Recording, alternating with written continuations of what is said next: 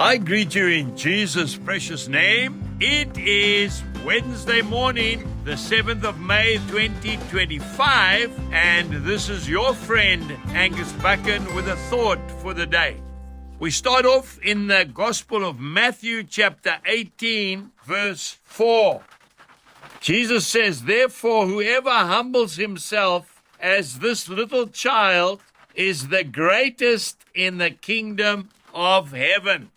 Have you ever seen a small little child, maybe 3, 4 years old, come into a meeting, standing there so shy, so humble?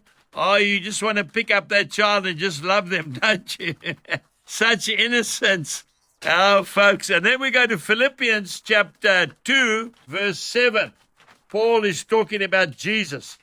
"But made himself of no reputation, taking the form of a bond servant and coming in the likeness of men."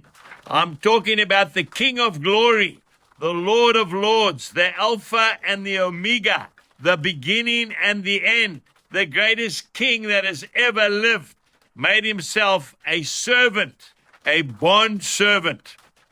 You know, folks, we must remember that your attitude will determine your altitude, and it just depends on how you conduct yourself. I have been humbled so many times in my own life, and I want to tell you a story. Maybe I've told you before, but I think it's worth listening to again. I was invited to the palace of a great king. This king has got over 13 million subjects. After we had met and had spoken about the Lord and I had shared my testimony, he took me out into his grounds to show me a herd of beautiful cattle that belonged to him.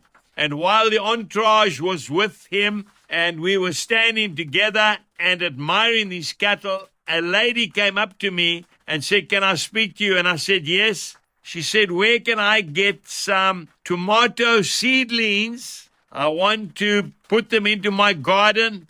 And I looked at her and I said, "Madam, I can tell you exactly where to get them. What is your office here in the palace?" Folks, I kid you not.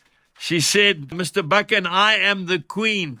You know, I was looking for a hole that I could hide myself away. I was so embarrassed.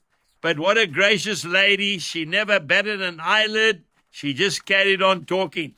You must humble yourself in the sight of the Lord. Otherwise, you will be humbled. So, folks, let's go out today with a heart of humility. Jesus bless you and goodbye.